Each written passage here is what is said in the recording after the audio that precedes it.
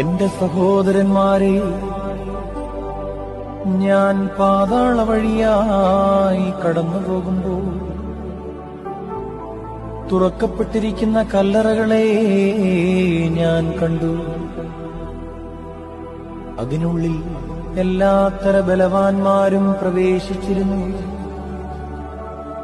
പലതരം മല്ലന്മാരും അതിൽ പാർക്കുന്നുണ്ടായിരുന്നു.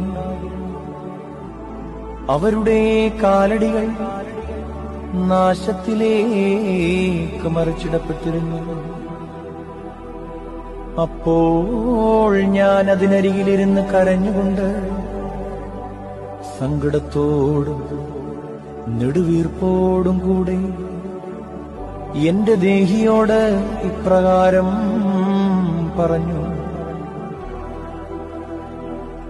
ഇതാകുന്നു നമ്മുടെ അവസാനമെങ്കിൽ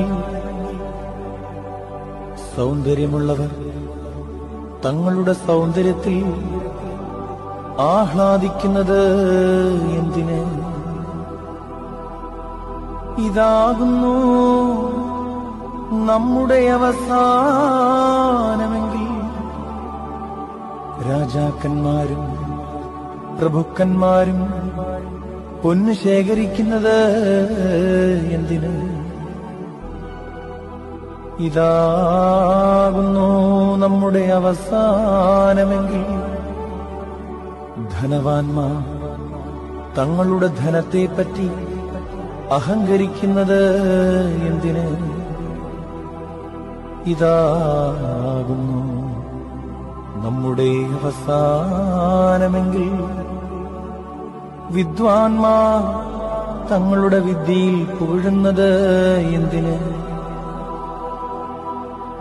ഇതാകുന്നു നമ്മുടെ അവസാനമെങ്കിൽ ജ്ഞാനികൾ തങ്ങളുടെ ജ്ഞാനത്തിൽ പ്രശംസിക്കുന്നത് എന്തിന്? ഇതാകുന്നു നമ്മുടെ അവസാനമെങ്കിൽ അധികാരികൾ തങ്ങളുടെ ശക്തിയിൽ നിഗളിക്കുന്നത് എന്തിന്? ഇതാകുന്നു നമ്മുടെ അവസാനമെങ്കിൽ യൗവനക്കാർ തങ്ങളുടെ സാമർഥ്യത്തിൽ ചാഞ്ചാടുന്നത് എന്തിന്? ദൈവീക സംഗീതക്കാരനായ ദാവീദേ, നിന്റെ കിന്നരങ്ങളോടുകൂടെ നീ വന്ന് മനുഷ്യൻ താൽക്കാലികനാകുന്നു എന്നും അവന്റെ ദിവസങ്ങൾ ആവി പോലെ മാഞ്ഞു പോകുന്നവയാകുന്നു എന്നും പറമ്പിലെ പുഷ്പം പോലെ പൂത്തുവാടിപ്പോകുന്നു എന്നും അവയിൽ പാടി ഞങ്ങളെ കേൾപ്പിക്കാം.